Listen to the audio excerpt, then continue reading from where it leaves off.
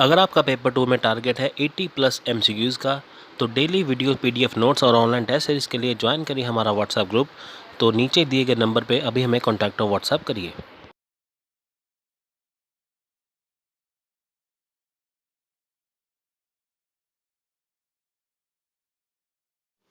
Equality equality होता क्या है कि जब सभी के पास इक्वल राइट्स होते हैं, उसे इक्वालिटी बोला जाता है। आज जितने भी हमारे कॉन्स्टिट्यूशनल राइट्स हैं, चाहे आर्टिकल 14 हो, चाहे आर्टिकल 15 हो, चाहे आर्टिकल 16 हो, तो ये किस लिए हैं? हमारी इक्वालिटी के लिए। क्योंकि आर्टिकल 14 जो है वो इसीलिए लाई करता है कि इक्वालिटी बिफोर लॉ, क्योंकि हम कानून की नज़रों के सामने बराबर हैं। So let's start with the equality.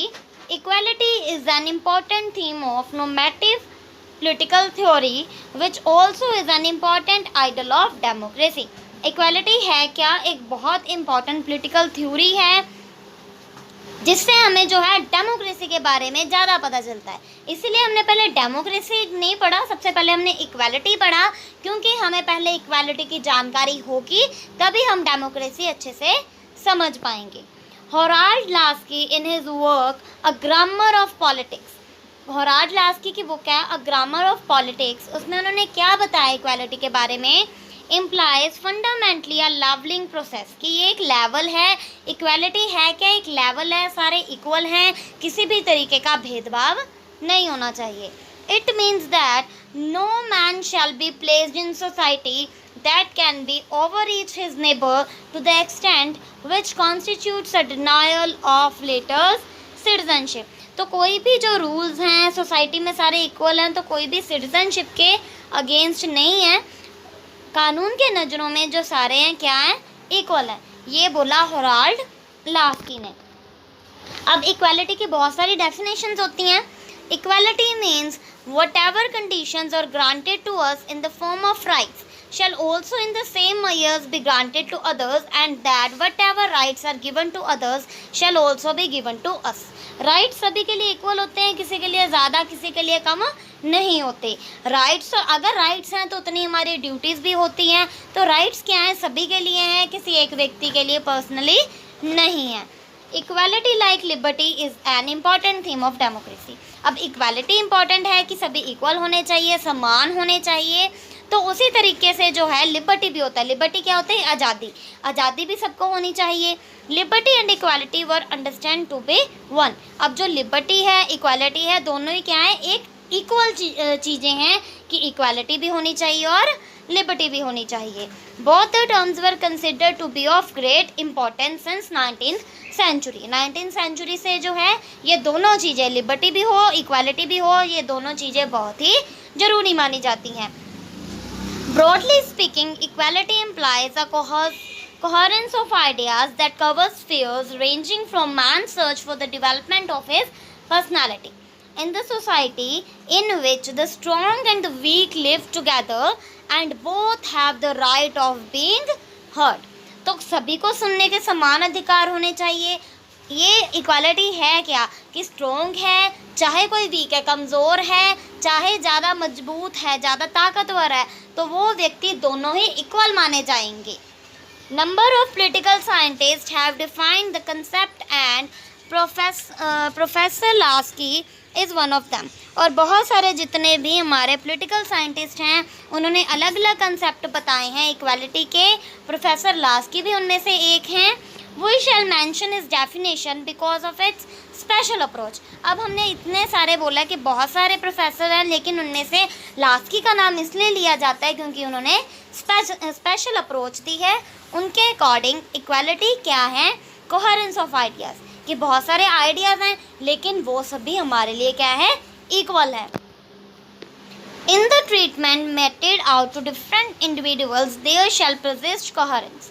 While privileges are distributed among the individuals, justice and reason must be maintained so that no individual think that he is neglected or he is deprived of his due share.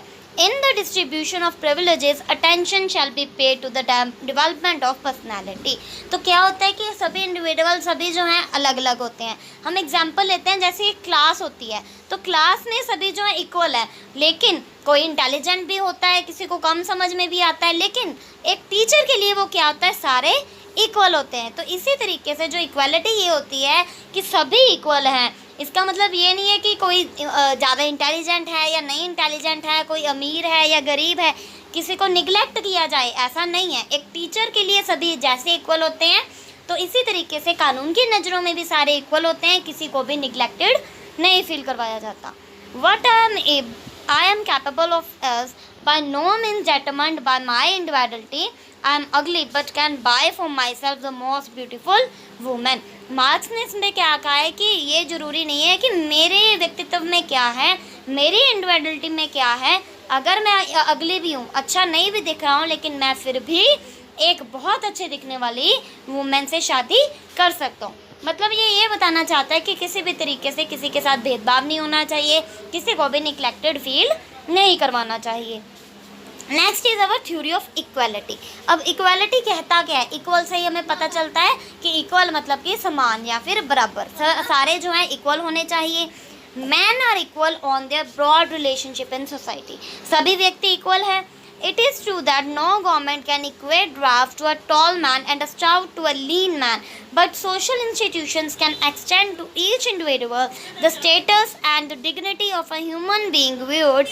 Thus, the idea of equality has two sides, positive and negative. अब जो equality है वो main ये बताना चाहते हैं कि equality positive भी होती है, इक्वालिटी नेगेटिव भी होती है। लेकिन एक टॉल मैन है या स्टॉट मैन है, लेकिन उनके लिए रूल्स तो हमारे इक्वल ही होने चाहिए। अब हम क्या पढ़ेंगे? Positive aspect of equality. हमें ये पता चल गया जो इक्वालिटी है दो तरह की होती है, कौन कौन सी? पॉजिटिव और नेगेटिव। तो पॉजिटिव कौन सी होती है?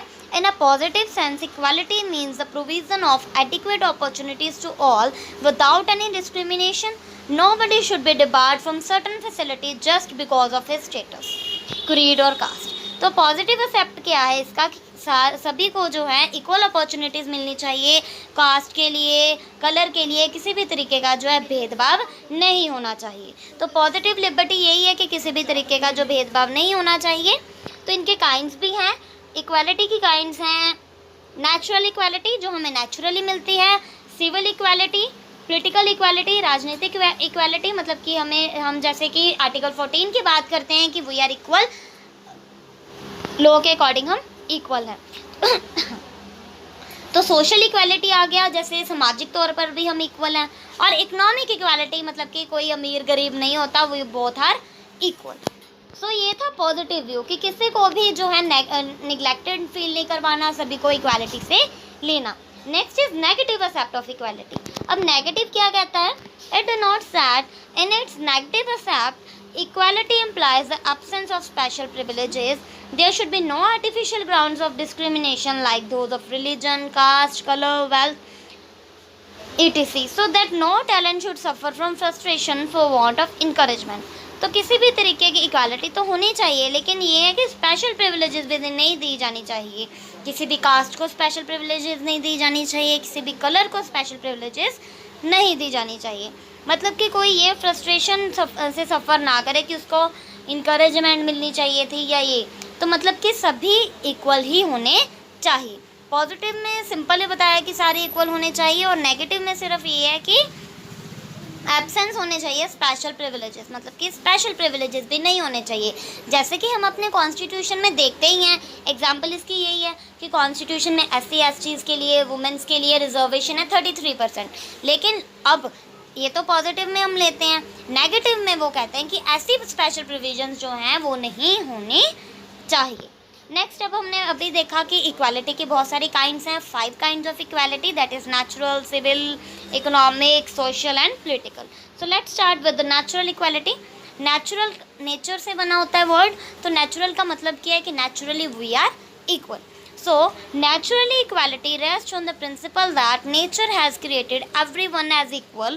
On the contrary, in reality, we can seldom find such equality, as the world is prone with more inequalities than equality. People differ greatly in their intelligence, height, color, special strength, and mental makeup. Natural equality is meant as the provision of equal treatment, equal opportunities to human beings irrespective of natural differences. तो ये क्या बताता है कि सभी equal हैं, किसी भी तरीके का किसी के साथ भेदभाव नहीं होना चाहिए, चाहे वो इंटेलिजेंस पर हो, हाइट पे हो, कलर पे हो। हमें क्या करना है कि सभी ही इक्वल हैं, चाहे नेचुरल डिफरेंसेस हैं। हम ये भी कह सकते हैं कि इंडिविजुअल डिफरेंसेस हैं, no two persons are alike, इनमें डिफरेंसेस होते हैं, लेकिन अगर हम इक्वालिटी की बात करते हैं तो सभी इक्वल होने चाहिए, किसी भी तरीके का भेदभाव नहीं करना चाहिए। तो नेचुरली ये क्या, नेचुरल इक्वालिटी क्या है, हमें कहता है कि नेचुरली वी आर इक्वल। जैसे सभी के दो आंखें होती हैं, ठीक है, तो यही बताता है कि naturally we are equal. Civil equality क्या है, it implies of all before law irrespective of their status and position all people should be treated equal. तो ये स्टेटस और पोजीशन के तौर पर भी कहता है कि सभी को इक्वालिटी से रखना चाहिए, कोई भी भेदभाव नहीं होना चाहिए। Equal rights should be available to all the people, सभी को इक्वल राइट्स देने चाहिए, किसी को भी उनसे डिनाई नहीं करना चाहिए कि हमने आपको निगलेक्टेड फील नहीं करवाना चाहिए कि हमने आपको ये राइट्स नहीं देने। अब पॉलिटिकल इक्वालिटी क्या है कि कानून की नज़रों में हम सभी इक्वल हैं। तो इसमें मेन आर्टिकल 14 ही आता है, क्योंकि उस बना इस पे है कि इक्वालिटी बिफोर लॉ, तो इसमें पॉलिटिकल इक्वालिटी आ जाता है। और ये भी वही बात करता है कि किसी भी तरीके का भेदभाव नहीं होना चाहिए, चाहे वोट से रिलेटेड हो, इलेक्शन से रिलेटेड हो, तो वी बोथ आर इक्वल। अब सोशल इक्वालिटी भी यही कहती है कि कोई भी हाई और लो नहीं है, सभी इक्वल हैं, स्पेशल प्रिविलेजेस नहीं होनी चाहिए। इकोनॉमिक इक्वालिटी मैंने पहले ही बताया कि इकोनॉमिक इक्वालिटी भी इक्वल अपॉर्चुनिटीज़ देते हैं, इक्वल वर्क देते हैं, इसमें कहते हैं कि कोई भी हाई और लो नहीं है। इंटरनेशनल इक्वालिटी जो है, इंटरनेशनल इक्वालिटी में जो है वो नेशंस जो हैं वो सेम होती हैं। हम ये नहीं कह सकते कि कोई भी दो नेशंस हैं ये इक्वल नहीं है, हर एक व्यक्ति जो है इक्वल होता है। इसी तरीके से internationally we both are equal. Justice हो पाएगा, अगर जस्टिस नहीं होगा तो इक्वालिटी नहीं हो पाएगी, अगर इक्वालिटी नहीं होगी तो जस्टिस नहीं हो पाएगा। इसी तरीके से रोल्स जो थे उन्होंने अपनी थ्योरी दी है, थ्योरी ऑफ जस्टिस दिया है, जिसमें उन्होंने इक्वालिटी के बारे में बताया है कि इक्वालिटी है क्या। इक्वालिटी क्या है, डिस्ट्रीब्यूशन ऑफ राइट्स, कि सभी जो हैं वो इक्वल हैं, किसी भी तरीके का भेदभाव नहीं करना चाहिए। तो रोल्स ने क्या लिखा है, each person is to have an equal right to the most extensive schemes of equal basic liberties compatible with the similar scheme of liberties of others। तो इक्वालिटी में समानता ही है, तो ये सभी जो है उनकी थ्योरी बार बार यही बोलती है हर एक कि इक्वालिटी है क्या, समानता, सभी इक्वल होने चाहिए, किसी भी तरीके का भेदभाव नहीं होना चाहिए, तो सभी इक्वल होने चाहिए। इसी तरीके से रोल्स भी लिखते हैं कि हर एक व्यक्ति जो है वो इक्वल है, बेसिक लिबर्टीज़ भी इक्वल होनी चाहिए और किसी भी तरीके का भेदभाव नहीं होना चाहिए। अब कहते हैं हर एक व्यक्ति जो है उसको अपनी आज़ादी के लिए इक्वल अपॉर्चुनिटीज़ मिलनी चाहिए, इक्वल सुविधाएं मिलनी चाहिए, और उसको उतना हक है कि वो इक्वल है, उसके साथ किसी भी तरीके का भेदभाव ना हो सके, इनजस्टिस ना हो सके। The state must see that in regard to the allotment of rights and liberties, the principle of equality has been more scrupulously observed। तो यही कहते हैं कि राइट्स और लिबर्टीज़ जो हैं उनके लिए जो इक्वालिटी है वो बहुत ज़्यादा ही इम्पॉर्टेंट है। और जो रोल्स हैं उन्होंने इक्वालिटीज़ और इनइक्वालिटीज़ के लिए जस्टिस जो है उन्होंने मेन सजेस्ट किया था कि इक्वालिटीज़ तभी हो पाएंगी जब जस्टिस होगा, इनइक्वालिटी तभी ख़त्म होगी जब जस्टिस होगा। तो नेक्स्ट है हमारा liberty, equality, democratic equality and justice, जिसमें हम लिबरल इक्वालिटी के बारे में पढ़ेंगे, डेमोक्रेटिक इक्वालिटी के बारे में पढ़ेंगे और जस्टिस के बारे में पढ़ेंगे। सो लिबरल इक्वालिटी नाम से पता चलता है कि हर एक व्यक्ति इक्वल है, आज़ाद है। डेमोक्रेटिक इक्वालिटी भी यही कहती है कि डेमोक्रेसी है क्या, लोगों की सरकार। अब्राहम लिंकन जी ने भी कहा था democracy is government of the people, by the people and for the people. तो है क्या, वो कहते हैं कि जो लिबरल इक्वालिटी है और डेमोक्रेटिक इक्वालिटी है वो अलाइक है, क्लोजली लिंक्ड है, एक दूसरे के साथ इंटरलिंक्ड है, मतलब कि दोनों ही सेम कॉइन्स की तरह हैं। रोल्स ने कहा था फॉर्मल इक्वालिटी पर कि सभी व्यक्तियों को इक्वल अपॉर्चुनिटीज़ मिलनी चाहिए। एलिजिबल पर्सन्स हैं उन्हें भी अपॉर्चुनिटीज़ सुविधाएं मिलनी चाहिए। अच्छे तरीके से डिस्ट्रीब्यूशन होनी चाहिए। रोल्स ने ये भी कहा था कि मिस डिस्ट्रीब्यूशन नहीं होनी चाहिए, मतलब कि ये नहीं कि उस व्यक्ति को ज़्यादा अपॉर्चुनिटीज़ मिली हैं और दूसरे व्यक्ति को कम मिली हैं, तो ऐसा नहीं होना चाहिए। तो यही बातें वो कहते हैं अपनी इनिशियल स्टेजेस में भी इसी बातों को पर ज़्यादा एफर्ट्स लगाते हैं, जोर लगाते हैं कि हर एक व्यक्ति को इक्वल अपॉर्चुनिटीज़ मिलनी चाहिए, किसी भी तरीके का जो है मिस डिस्ट्रीब्यूशन नहीं होना चाहिए। और वो कहते हैं कि हर एक व्यक्ति को अपने जो टैलेंट्स हैं उन्हें प्रॉपरली यूटिलाइज़ करना चाहिए। तो उनकी यही कंडीशन है कि हर एक व्यक्ति जो है उन्हें मौका मिलना चाहिए और अपने टैलेंट्स जो हैं अच्छे से प्रॉपरली यूटिलाइज़ करना चाहिए। फॉर्मल डिक्लेरेशन ऑफ पॉलिसीज और processes is not sufficient. Care should be taken as to fact that all are capable of attaining the opportunities. तो फॉर्मल इनकी डिक्लेरेशन यही है, उनकी पॉलिसीज़ यही हैं कि हर एक व्यक्ति को सिमिलर तरीके की अपॉर्चुनिटीज़ मिलनी चाहिए। हमारे जो स्ट्रक्चरल चेंजेस हैं वो ऐसे होने चाहिए कि इफ़ेक्टेड हों, अच्छे से प्रभावित हों। तब चेंजेस हम करते क्यों हैं कि कोई एक व्यू अलग आ जाती है तो हम उसमें चेंज करते हैं जो हमारे लिए अच्छा होता है। तो स्ट्रक्चरल चेंजेस इसीलिए वही होनी चाहिए जो इफ़ेक्टेड हो। फ्री मार्केट अरेंजमेंट्स होनी चाहिए। ऐसा हमारा पॉलिटिकल और लीगल इंस्टीट्यूशन बनना चाहिए जिसमें अच्छे से अरेंजमेंट्स की जा सकें। डिस्ट्रीब्यूशन जो है वो भी अच्छी होनी चाहिए, एक प्रोसेस के वे से की जानी चाहिए और वही एक्सेप्टेबल होती हैं जो डिफरेंसेस होते हैं। तो अलग अलग तरीके की जो व्यूज़ होती हैं वही डिफरेंसेस बनती हैं और वही एक्सेप्ट होती हैं। तो जो अनइक्वल होते हैं, अनइक्वल डिस्ट्रीब्यूशन नहीं होनी चाहिए, अपॉर्चुनिटी सभी को मिलनी चाहिए। तो इक्वलिटी बार बार यही कहती है कि अनइक्वल डिस्ट्रीब्यूशन ना हो, सभी इक्वल हो।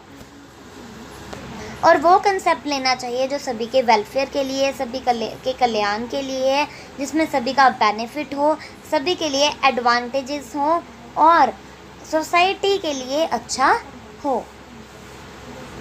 Even the expectations of the least advantages shall find realization। तो अगर कम के लिए भी हैं तो भी हमें रियलाइज़ करना चाहिए कि ये टॉपिक लें या ना लें। तो इक्वालिटी का मतलब है कि मेजॉरिटी के लिए ज़्यादा सोचना है हमें कि इक्वल अपॉर्चुनिटीज़ मिलनी चाहिए, सभी को मोस्टली जो है वो उनके कल्याण के लिए कार्य करना चाहिए। Basis of equality and justice. अब हमारी इक्वालिटी तो अब हमें पता चल गया कि इक्वालिटी क्या है, सभी इक्वल हैं। जस्टिस क्या है, सभी के साथ न्याय होना चाहिए। तो रोल्स ने अपने व्यू पॉइंट से जो है इक्वालिटी और जस्टिस को एक्सप्लेन किया है। रोल्स कहते हैं कि इक्वालिटी और जस्टिस है ना, वो दोनों ही कंसेप्ट ऐसे हैं जिनमें रिलेशनशिप है, मतलब कि दोनों ही इक्वल कंसेप्ट हैं। जैसे कि अभी हमने इक्वालिटी और डेमोक्रेसी का पढ़ा, लिबर्टी का पढ़ा, तो वैसे ही इक्वालिटी और जस्टिस भी टू कंसेप्ट्स हैं। पहले में उन्होंने कहा है the administration of public institutions is to be so arrange as to ensure both equality and justice. तो वो कहते हैं कि हमारा प्रशासन ऐसा होना चाहिए कि हमारे जो पब्लिक इंस्टीट्यूशंस हैं उनको ऐसे अरेंज करें कि हमारे साथ इक्वालिटी भी हो और जस्टिस भी हो। तो वो चाहते हैं कि हर एक व्यक्ति के साथ इक्वालिटी भी होनी चाहिए और जस्टिस भी होना चाहिए। सभी जो रूल्स हैं सोसाइटी में, जो रूल्स हैं वो ऐसे होने चाहिए, रूल ऑफ लॉ होना चाहिए, जो कि हमारा आर्टिकल 14 भी है कि इक्वालिटी बिफोर लॉ। तो सभी जो हैं ह्यूमन लाइफ पे और सोसाइटी में हर एक तरीके पर जो इक्वालिटी होनी चाहिए, हर एक व्यक्ति के जो राइट्स हैं उन्हें प्रोटेक्ट किया जाना चाहिए रूल ऑफ लॉ में। तो जो सिटीजन्स हैं उनको रियलाइज़ होना चाहिए कि उनके कोई भी लॉज जो रूल ऑफ लॉ हैं वो वॉलेटेड नहीं किए गए, मतलब कि सभी को इक्वली लिया गया है, किसी को भी डिस्क्रिमिनेट नहीं किया। और जो हमारा रूल ऑफ लॉ है और इक्वालिटी है वो तो साइड बाय साइड चलता रहता है, मतलब कि जस्टिस भी होती रहती है और राइट्स भी जो हमारे हैं चलते रहते हैं, इक्वालिटी होती रहती है। तो रोल्स ने ये कहा कि ब्रिटिश सिस्टम में जो रूल ऑफ लॉ है इससे बहुत ज़्यादा हमें प्रभावित हुए हैं, मतलब कि रूल ऑफ लॉ जो है क्या, सभी कानून की नज़रों में समान है। तो इसी तरीके से जस्टिस और इक्वालिटी जो है वो यही बताती है। The structure must be helpful for equality and justice. और वो उनका स्ट्रक्चर ढांचा ऐसा होना चाहिए कि सभी के साथ इक्वालिटी भी हो और सभी के साथ जस्टिस भी हो। और वो ये बताना चाहते हैं कि किसी भी तरीके का भेदभाव नहीं होना चाहिए, सभी के साथ जस्टिस होनी चाहिए, क्योंकि हमारी ड्यूटी है कि हम जस्टिस करें, सभी के साथ इक्वालिटी करें, क्योंकि इंडिया जो है डेमोक्रेटिक कंट्री है, तो सभी के साथ क्या होना चाहिए, इक्वली जो है बिहेव करना चाहिए। तो इसीलिए रूल्स बताते हैं कि जस्टिस और इक्वालिटी सेपरेट कंसेप्ट नहीं है, एक ही इंडिपेंडेंट के, मतलब कि दोनों ही क्या हैं, आज़ाद हैं, कि हम सब इक्वल हैं, फ्री हैं, हमें आज़ादी है कि हम कुछ भी कर सकते हैं, लेकिन आज़ादी वो काम की है जो हम इलीगली ना करें।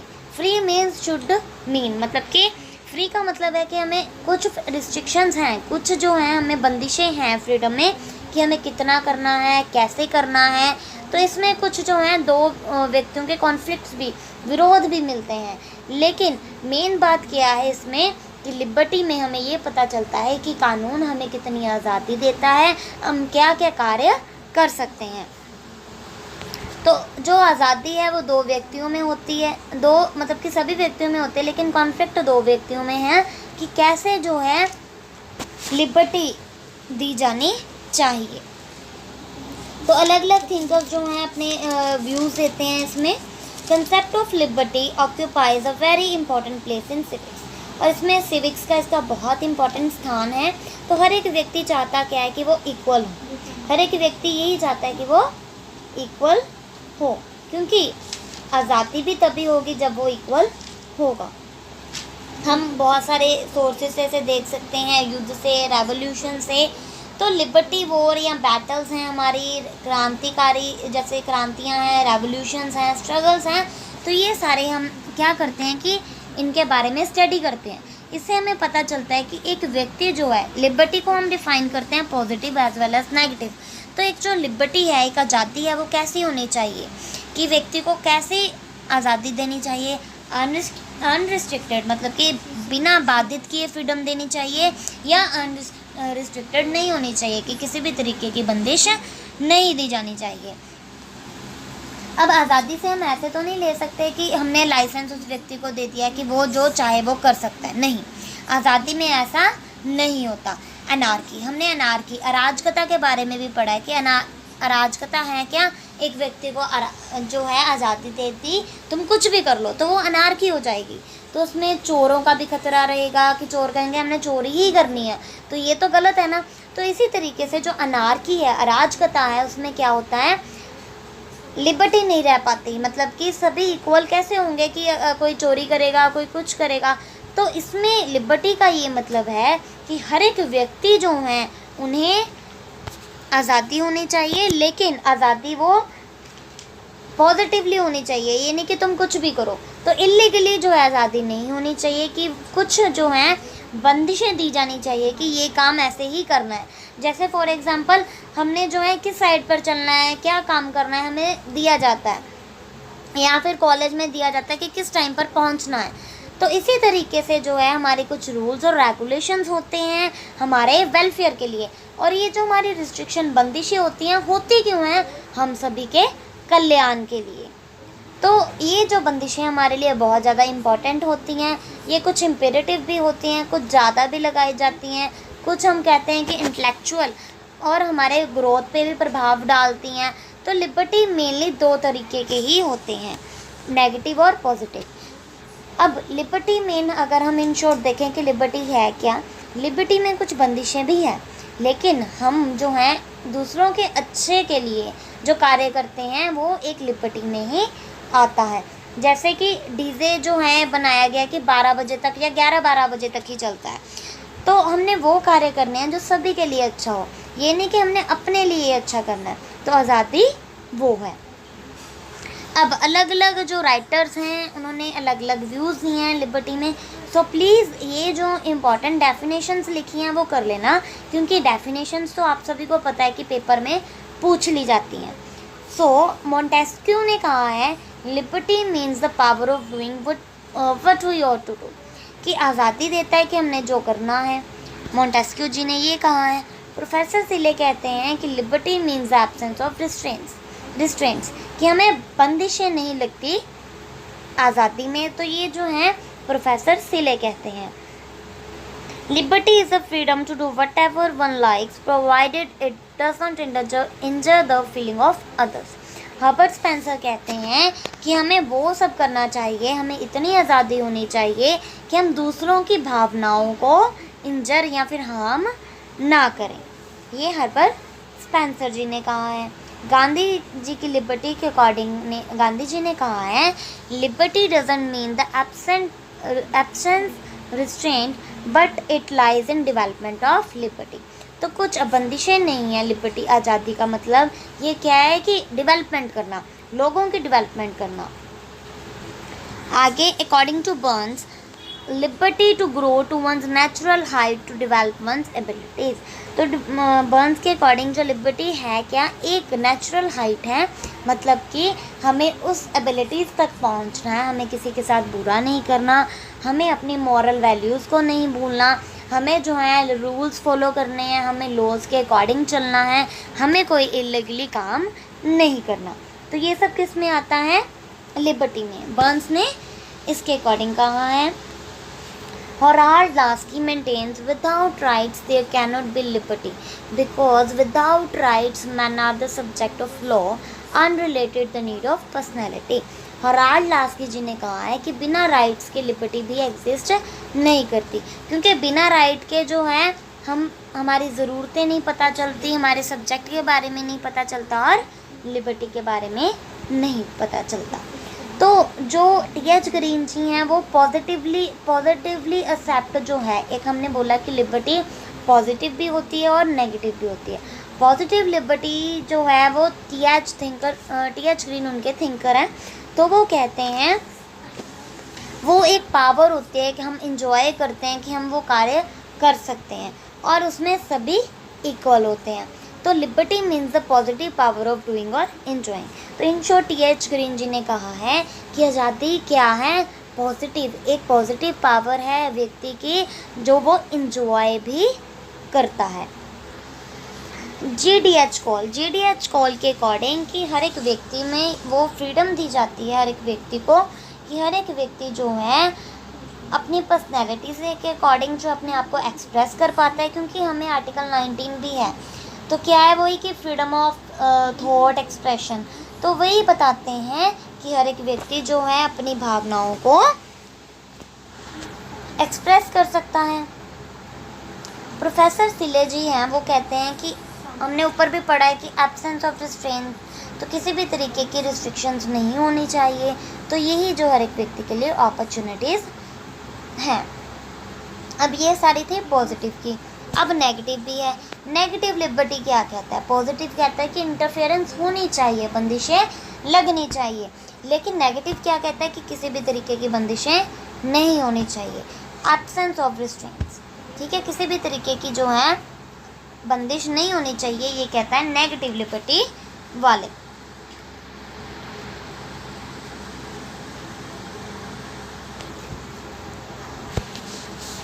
Individuals and institutions of interference into the private sphere of an individual।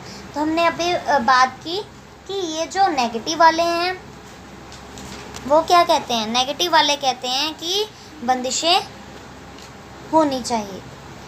Berlin defines negative liberty as a freedom from interference from others. तो ये कहता है, बर्लिन जी भी कहते हैं कि इंटरफेरेंस होनी चाहिए।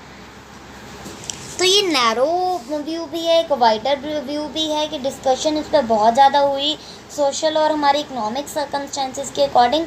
तो कुछ कहते हैं कि इंटरफेरेंस होनी चाहिए, कुछ कहते हैं इंटरफेरेंस नहीं होनी चाहिए। जो कहते हैं इंटरफेरेंस होनी चाहिए वो नेगेटिव में चले गए, जो कहते हैं इंटरफेरेंस नहीं होनी चाहिए वो पॉजिटिव में चले गए।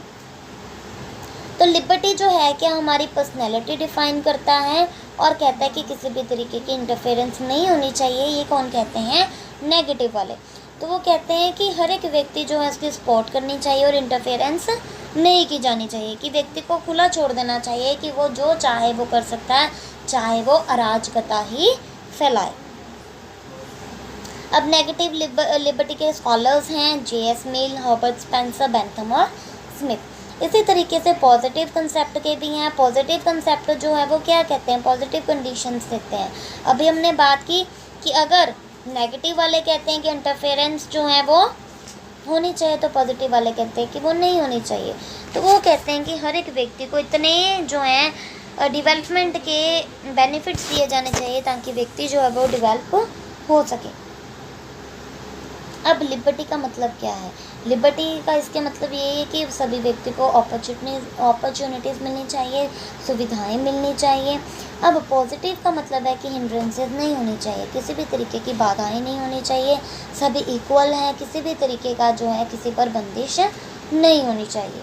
तो लास्की जी, टी.एच. ग्रीन हो गए, कांत हो गए, हीगल हो गए, वो पॉजिटिव लिबर्टी को एक्सप्रेस करते हैं।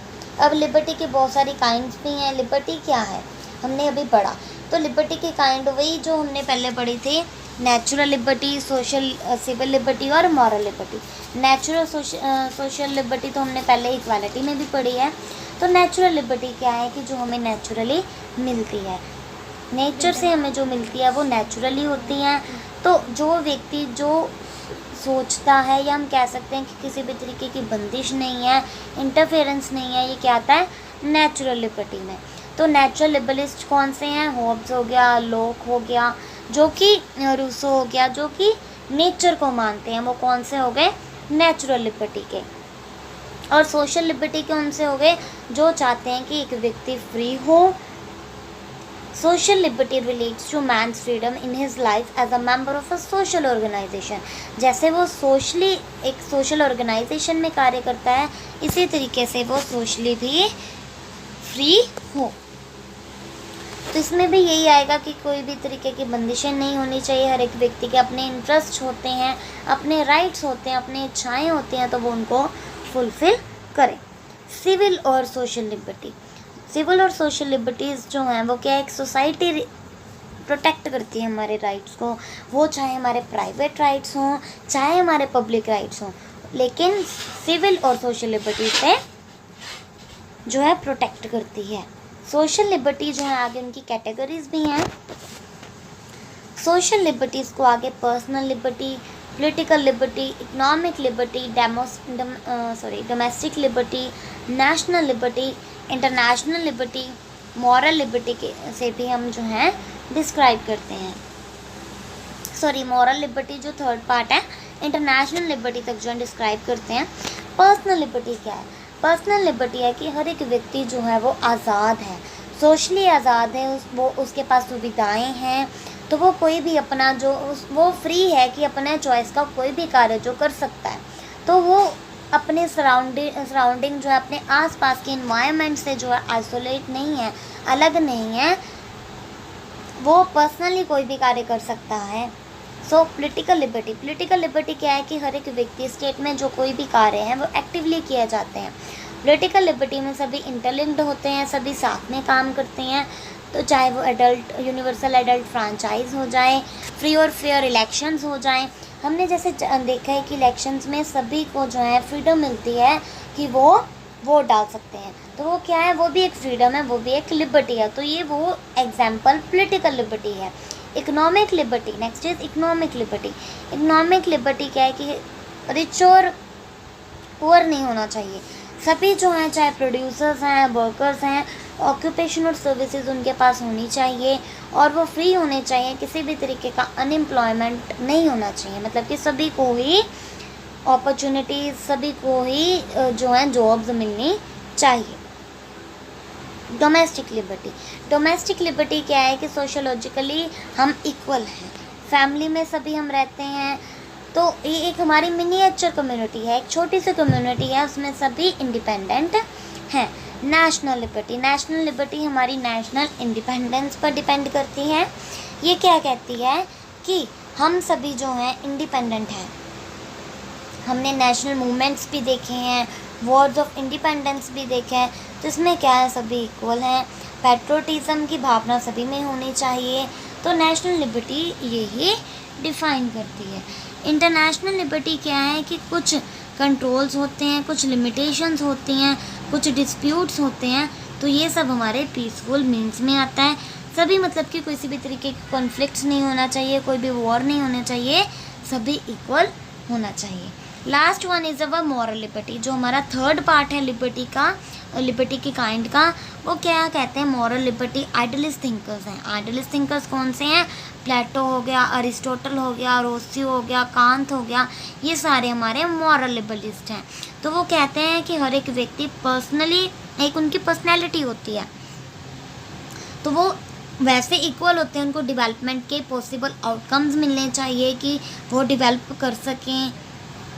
At the same time he desire the same thing for other, and more than this he pays sincere respect for the real worth and dignity of his fellow beings। तो वो उसको चाहिए कि सभी equal हैं, उसके जो साथी हैं उसके साथ भी इक्वलिटी से रहे। मतलब कि मैन को अपनी रियलाइजेशन हो कि उनके क्या राइट्स हैं, उनकी क्या ड्यूटीज़ हैं। अगर उनके राइट्स हैं तो उनकी ड्यूटीज़ भी हैं। तो अगर एक व्यक्ति को राइट है कि वो पढ़ता है, तो दूसरे के लिए क्या क्या सेफगार्ड्स हैं। सबसे पहला है इस्टेब्लिशमेंट ऑफ डेमोक्रेसी। जहाँ पर डेमोक्रेसी होगी वहाँ पर लिबर्टी जो है वो पाई जाएगी। कहते हैं सिर्फ जो लिबर्टी है वो डेमोक्रेटिक फॉर्म ऑफ गवर्नमेंट में ही पाई जाती है, क्योंकि डेमोक्रेटिक गवर्नमेंट वो गवर्नमेंट होती है जो लोगों के द्वारा चलाई जाती है। उसमें इलेक्शंस होते हैं, रिप्रेजेंटेटिव्स चुने जाते हैं, और वो सब हम मतलब कि लोक मत से जो हैं चूज़ करते हैं। फिर उसके बाद अगर कुछ ऐसा तो रिमूव भी कर सकते हैं। तो ये जो पावर है लोगों के हाथ में होती है, इसलिए उन्होंने बोला है कि ये जो है डेमोक्रेसी की इस्टेब्लिशमेंट के लिए बहुत ही ज़रूरी है। मतलब कि लिबर्टी और डेमोक्रेसी एक तरह की ही है। Other is fundamental right. Second हमारा फंडामेंटल राइट है। कहते कोई भी लिबर्टी जो है वो सुप्रीम नहीं हो सकती। कॉन्स्टिट्यूशन सबसे सुप्रीम है, क्योंकि कोई भी कॉन्स्टिट्यूशन हम अगर देख लें, क्योंकि कॉन्स्टिट्यूशन में ही जो सारी अथॉरिटी स्टेट की दी होती है, क्योंकि हमारे जितने भी आर्टिकल्स हैं, हमारे जितने भी लॉज हैं, वो किस में दिए हुए हैं? कॉन्स्टिट्यूशन में। तो जैसे कि हमारे डेमोक्रेटिक कंट्रीज़ हैं, अमेरिका और इंडिया हो गए, तो इनमें भी फंडामेंटल राइट्स जो हैं दिए हुए हैं। इनमें कुछ पर्सनल लिबर्टीज़ दी हुई हैं, जिसमें कहा गया है कि स्टेट किसी भी तरीके से इंटरफेयर नहीं करेगा, उनके मामलों में कोई भी बंदिश नहीं डालेगा। तो ये जो है लिबर्टी एक सेफ गार्ड की तरह इसमें काम करती है। नेक्स्ट है हमारा इंडिपेंडेंस ऑफ जुडिशरी। अब हमें ये पता है कि हमारे 3 ऑर्गन है, लेजिस्लेचर, एग्जीक्यूटिव और जुडिशरी। जुडिशरी जो है उसका अपना काम है, एग्जीक्यूटिव का अपना काम है, लेजिस्लेचर का अपना काम है। तो वो इंडिपेंडेंट हैं, एक दूसरे से ज़्यादा बंधे नहीं हैं। तो यही है कि जो जजेस होते हैं कॉन्स्टिट्यूशन में, उन्हें अपना स्थान प्राप्त है। उनके जो कोर्ट्स होते हैं वो कस्टेडियंस होते हैं लिबर्टी के। मतलब कि आज़ादी में हमें देता कौन है? हमें न्याय, हमें जस्टिस देता कौन है? जजेस हो गए। तो जुडिशरी जो हमें इतना कुछ देता है, हमारे राइट्स देता है, तो उसका इंडिपेंडेंट होना बहुत ही ज़रूरी है। जैसे कि मैंने पहले बता दिया कि ना इसमें कोई भी इंटरफेयर कर सकता लेजिस्लेचर, ना ही कोई एग्जीक्यूटिव मतलब कि विधान पालिका और कार्यपालिका जो है जुडिशरी के कार्य में हस्तक्षेप नहीं डाल सकते। तो इसी तरीके से क्या हो जाता है कि किसी भी पार्शियल नहीं रह पाता, जुडिशरी इम्पार्शियल बन जाता है और इंडिपेंडेंट हो जाता है। मतलब कि लोगों के हकों को और लिबर्टीज़ को जैसे वो है सेव कर पाता है। इसीलिए इंडिपेंडेंस ऑफ जुडिशरी बहुत ही ज़रूरी है। आगे है एटर्नल विजिलेंस। इसमें लॉर्ड बायस ने कहा है, eternal vigilance is the price of liberty. People should be conscious of their rights and duties and they should be always ready to safeguard them. तो वो यही कह रहा है कि एटर्नल जो विजिलेंस है वो लिबर्टी का प्राइस की तरह ही है। मतलब कि हर एक व्यक्ति को अपने हकों और अपने ड्यूटीज़ के बारे में पता होना चाहिए और उसको अपने हक और जो ड्यूटीज़ हैं उन्हें सेव करना चाहिए। किसी भी तरीके की इंटरफेरेंस जो है नहीं होनी चाहिए। स्टेट में सभी व्यक्ति जो आज़ाद होने चाहिए। नेक्स्ट है separation of power. Separation of power हमें पता है, हमने ऊपर पढ़ा कि इंडिपेंडेंट जुडिशरी होता है। इंडिपेंडेंट जुडिशरी का मतलब है कि हमारे जो 3 ऑर्गन्स हैं वो अलग अलग कार्य करते हैं। जो एग्जीक्यूटिव है, विधानपालिका है, वो अपना कार्य करती है, कार्यपालिका अपना कार्य करती है और न्यायपालिका अपना कार्य करती है। तो सभी को अपने अपने काम दिए हुए हैं, तो वो इंडिपेंडेंट हैं। तो ये जो सेपरेशन ऑफ पावर्स है बनाया क्यों गया है, ये भी इंडिविजुअल लिबर्टी, एक व्यक्तिगत आज़ादी के लिए जो है बनाया गया है। Next is rule of law. Rule of law क्या है कि सभी हम एक कानून की नज़रों में इक्वल हैं और जो कानून है हमें इक्वली प्रोटेक्ट करता है। ये हमारा आर्टिकल 14 भी है कि कोई भी लॉ के अबव नहीं है, कोई लॉ के ऊपर नहीं है, कानून की नज़रों में सारे ही इक्वल हैं, समान हैं। किसी भी तरीके का अगर किसी ने कोई वायलेट किया है, कोई गैर कानूनी कार्य किया है, तो उसको वही सज़ा मिलेगी जो सभी को मिलती है। तो इसका मतलब ये भी नहीं है कि किसी भी पर्सन की लाइफ, लिबर्टी और प्रॉपर्टी के साथ जो है कोई डिप्राइव्ड हो, कोई धोखा हो। सभी जो है इक्वल हैं, बस ये कि कोई लॉ इलीगली कार्य ना करे। जब कोई इलीगली कार्य नहीं करता तब तक जो है उसे पनिशमेंट नहीं मिलती।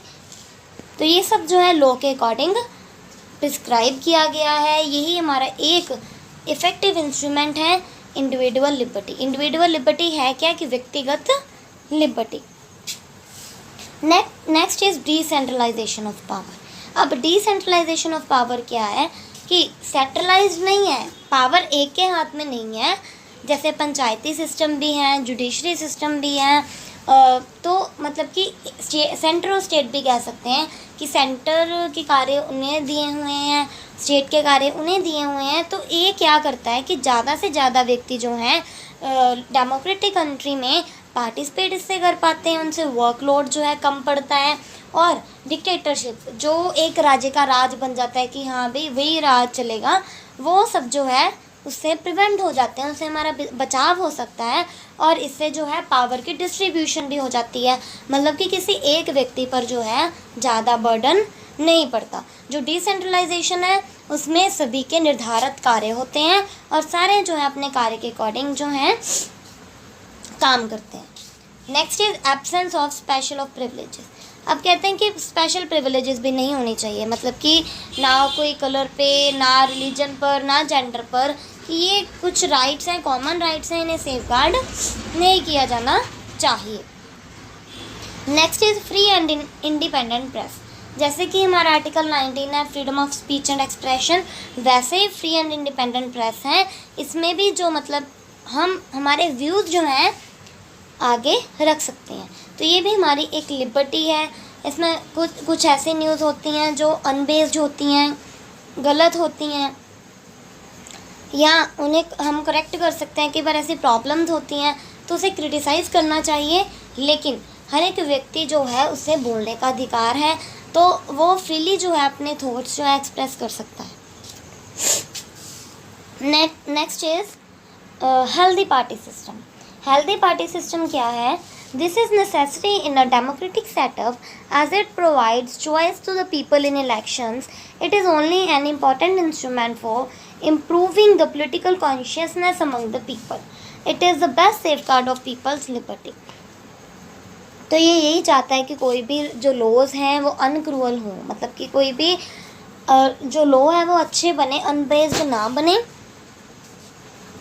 और ये हमें पॉलिटिकल कॉन्शियसनेस भी देता है। इसलिए उन्होंने बोला कि हेल्दी पार्टी सिस्टम, क्योंकि हमारे जो कंट्रीज़ हैं मोस्टली पार्टी सिस्टम चलता है, तो इसलिए उन्होंने डेमोक्रेटिक सेटअप के लिए कहा है healthy party system. Next is relationship between law and liberty. अब लॉ, हमारे जो लॉज बने हुए हैं, और आज़ादी जो हमारी लिबर्टी है उसमें क्या रिलेशनशिप है? Liberty exist only in order state. Liberty है क्या? आज़ादी एक स्टेट में लाई करती है, और स्टेट क्या करता है? लॉज को फ्रेम करता है, बनाता है। सॉवरेन स्टेट जो है उनके अपने लॉज होते हैं, और ये जो लॉज हैं पूरी कंट्री जो है वो अपनाता है ताकि लोगों की प्रोटेक्शन हो सके, इंडिपेंडेंस ऑफ लॉ हो सके। तो लॉ एक्चुअली अगर हम माने कि लॉ है क्या, लॉ एक आज़ादी है, आज़ादी की एक कंडीशन है। ये हमें ऐसा एटमॉस्फेयर प्रोवाइड करता है कि जो हमारी सोसाइटी है वो अच्छे से चल सके, क्योंकि लॉज बनाए क्यों जाते हैं? ताकि अनार्की से बचा जा सके। इसीलिए जो है लॉज हमारे ज़िंदगी में बहुत ही ज़रूरी है। लॉज करते क्या है? पनिश करते हैं कि अगर किसी ने इलीगल एक्ट किया है, कोई क्रिमिनल है, या किसी व्यक्ति के राइट्स को उन्होंने वायलेट किया है, तो अगर कोई व्यक्ति गलत कार्य करता है तो उसे पनिशमेंट मिलती है। तो अगर कोई व्यक्ति जो है उसके राइट्स जो हैं हिंडर किए जाएं, मतलब कि उसके राइट्स उसको ना मिलें, तो उसके लिए भी हमारी प्रोटेक्शन होती है, उसके लिए हमारी ड्यूटीज़ भी होती हैं। जैसे कि हमारी रिट्स बनी हुई हैं या फिर हमारा RTI एक्ट है 2005 वाला। तो ये सब क्या है कि अगर हमारे मानवीय अधिकार जो हैं वो वायलेट हों तो हम कोर्ट्स में जा सकें। कॉन्स्टिट्यूशन जो हमारा संविधान है वो एक आज़ादी का कस्टडियन है, मतलब कि इसमें जो है सारे रूल्स रेगुलेशंस अच्छे से दिए गए हैं। नो डाउट अमेंडमेंट सिस्टम है, अमेंडमेंट हो सकती है, लेकिन वो कुछ मुद्दों पर ही हो सकती है, हम पूरा कॉन्स्टिट्यूशन अपना नहीं बदल सकते। तो कॉन्स्टिट्यूशन ही है जिससे हमें अथॉरिटी मिलती है, हमारे राइट्स जो हैं प्रोटेक्ट होते हैं। इसीलिए हमारे लिए लॉ और लिबर्टी बहुत ही ज़रूरी है। अब हमारे लिए व्यक्तिगत स्वतंत्रता जो है वो क्यों ज़रूरी है? एक व्यक्ति है वो फ्री है, एक ह्यूमन बीइंग है वो फ्री है, तो उसके लिए जो है उसके रूल्स रेगुलेशंस राइट्स जो हैं वो बहुत ही ज़रूरी हैं। अगर हम उसके राइट्स जो हैं उन्हें वायलेट करेंगे तो वो कभी भी जो है हमारी स्टेट जो है वेलफेयर स्टेट नहीं बन पाएगी, एनार्की प्रिवेल रहेगी, अराजकता ही रहेगी। इसीलिए अराजकता वाले राह से बचने के लिए जो है वो डेमोक्रेटिक सिस्टम चाहिए, और डेमोक्रेसी में सभी व्यक्तियों के बोलने का मतलब कि सभी व्यक्ति जो अपनी थॉट एक्सप्रेस कर सकते हैं, उन्हें अच्छे तरीके से जो है वो सारे अधिकार हैं। तो इसमें जो ह्यूमन बीइंग है वही मेन सेंटर होता है सोशल सिस्टम में, क्योंकि ये सारे जो रूल्स रेगुलेशंस हैं वो चलते ही उनके लिए हैं। एक पॉलिटिकल थिंकर ने कहा है, as an attitude of mind which makes man to act according need and interest. तो जो लोगों की ज़रूरतों के अकॉर्डिंग, लोगों के हितों के अकॉर्डिंग जो चलता है वही व्यक्तिगत स्वतंत्रता है। कहते हैं उसमें एडजस्टमेंट होती हैं, लेकिन वो जो हैं लोगों की हैप्पीनेस के लिए, उनकी खुशियों के लिए, उनकी डेवलपमेंट के लिए, उन्हें ईवल से, बुराइयों से बचाने के लिए ये बहुत ही ज़रूरी है। क्योंकि ये कहते हैं बहुत बड़ी बुराई है कि लोगों की फ्रीडम जो है उसे रिस्ट्रिक्ट किया जाता है, बाधित किया जाता है। ऐसी रिस्ट्रिक्शन जो है वो ज़रूरी कई बार होती है, कई बार ज़रूरी रिस्ट्रिक्शन नहीं भी होती। तो हमने पहले भी पढ़ा था एक पॉजिटिव लिबर्टी और नेगेटिव लिबर्टी। तो पॉजिटिव लिबर्टी में तो वो कह देते हैं कि कोई कुछ भी कर सकता है, लेकिन नेगेटिव लिबर्टी में कुछ रिस्ट्रिक्शंस होती हैं, यानी कि सारी रिस्ट्रिक्शंस होती हैं, जैसे कि डिक्टेटरशिप में होता है। तो हमें नेगेटिव लिबर्टी जो होनी चाहिए, such a restriction is necessary because mankind has not yet reached that stage of evolution where the authority of the state may be completely done away with. As the state is an evil, its functions should be reduced to the minimum.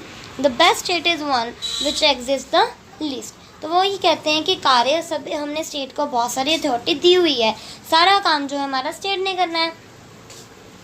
तो इसी तरीके से ये नहीं है कि सारे काम जो हैं, सारी जो बुराइयां हैं वो चलती रहें, बुराइयां भी ख़त्म करनी चाहिए, हर एक व्यक्ति को उतने हक भी मिलने चाहिए। कम से कम जो है स्टेट की इंटरफेरेंस होनी चाहिए, ये नहीं कि ज़्यादा से ज़्यादा। तो हम कहते हैं कि स्टेट की इंटरफेरेंस होनी चाहिए, लेकिन कम से कम, मतलब कि जहाँ पर नेसेसरी है वहीं पर जो है स्टेट की रिस्ट्रिक्शंस होने चाहिए। बेस्ट स्टेट तभी होती है जब जो स्टेट है कम इंटरफेरेंस करता है, ये नहीं कि इंटरफेरेंस ही नहीं करता, इंटरफेरेंस करता है बट कम करता है। और ये जो है हम इंडिविजुअल फ्रीडम के मेन स्कॉलर हैं जोहान स्टुअर्ट मिल, जो कि इंग्लैंड के हैं। सो आज हमने लिबर्टी के बारे में, इक्वालिटी के बारे में सब जान लिया है। So hope you like this channel. जय हिंद।